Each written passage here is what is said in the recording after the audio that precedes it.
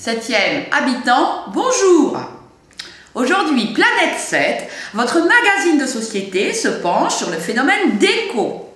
Qui dit déco dit design ou inversement. Avec des magasins spécialisés qui ne désemplissent pas, des émissions de télé à profusion, notre Home Sweet Home est en perpétuelle métamorphose.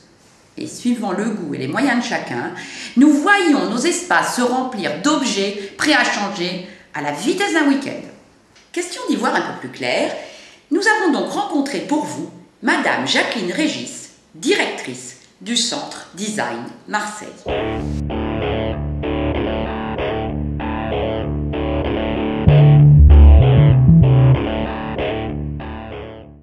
Madame Régis, bonjour. Bonjour. Vous êtes directrice du Centre Design Marseille qui va devenir le Centre Design Marseille Provence. Pouvez-vous nous parler de l'origine du centre et de sa création? En 1999, lors d'une visite au VIA, qui est une structure de valorisation pour l'industrie de l'ameublement, nous avons visité une exposition sur un sujet assez intéressant qui s'appelait siège social. C'était la mise en place d'une exposition réunissant 40 sièges avec 40 objets du quotidien. Dans cette exposition, on a eu envie, Antoine Lazerge, qui est le chargé de communication du centre, et moi-même, de donc l'inviter à venir à Marseille. Et à partir de là, il s'est passé un engouement avec la structure culturelle de la ville qui m'ont demandé de créer un centre de design à Marseille. Voici pour la petite histoire, ce qui nous permet de comprendre que derrière ces objets se cachent des créateurs, des artistes, des entrepreneurs, mais aussi des personnes et des structures telles que le Centre Design Marseille, qui accompagnent par leurs réflexions et appels à projets ces concepteurs d'objets qui redessinent jour après jour notre univers quotidien. Quel est le lien entre votre parcours et le design? Alors, en fait, mon parcours, il est très, très diversifié, puisque moi j'ai fait des études de droit et de sciences politiques. J'ai fait la rencontre d'un homme exceptionnel qui est Maurice Mistre, qui est le père de ma fille, qui malheureusement est décédé, et qui avait créé les pâtisseries Amandine. Donc nous sommes retrouvés associés dans ces pâtisseries Amandine, associés déjà financièrement et associés aussi sentimentalement. Et donc grâce à ces pâtisseries qui avaient une renommée dans tout le périmètre de la région PACA, j'ai créé un théâtre de l'avant-scène au cours Julien, une maison de production de cinéma qui s'appelait l'Avant-scène Production à Paris, une galerie d'art contemporain et maintenant le Centre de Design de Marseille.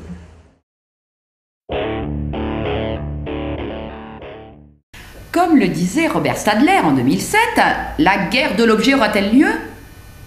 Pour ne pas remonter à l'origine des temps, faute de temps justement, voici un bref regard sur la naissance de l'objet moderne.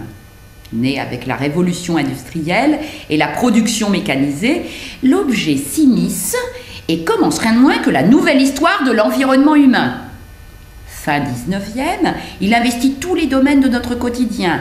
L'Autrichien Michael Tonnet vend sa chaise bistrot à 50 millions d'exemplaires entre 1859 et 1930, pendant qu'aux États-Unis, dès 1909, Ford vend sa Model T comme des petits pains. En Allemagne, la collaboration entre l'architecte-designer Peter Behrens et la firme AEG donne le premier exemple de design global. Mais notre chère ville n'est pas en reste, puisque c'est au XVIIe siècle, et oui, le XVIIe siècle, que le développement de l'industrie du savon de Marseille prend son essor sous Louis XIV, quand un édit de Colbert en fixe les normes de fabrication, estampillant, et oui, c'est déjà un label, la qualité de la production des maîtres savonniers de la région. Ce savon devient alors de Marseille, du Made in Marseille, qui se décline lui aussi à toutes les sauces pour s'accorder avec bonheur, plus ou moins, à nos salles de bain.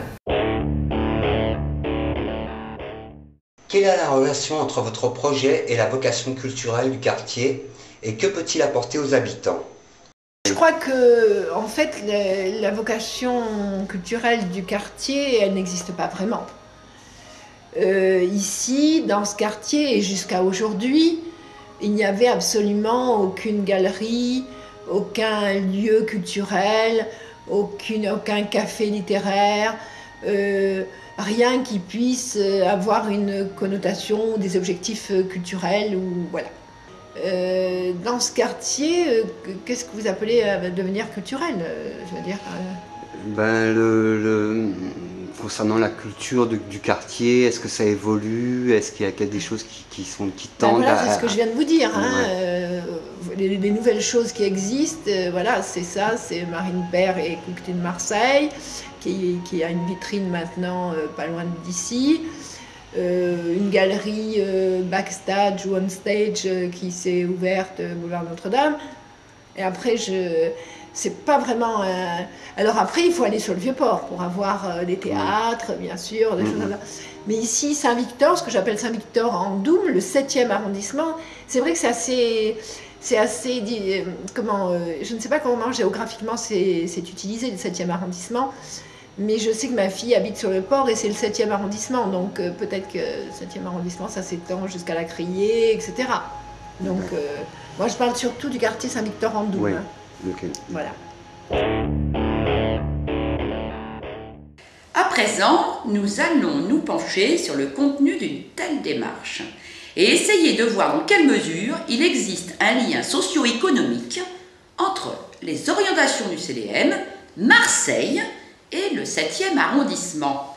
Bah oui, on est là pour ça aussi.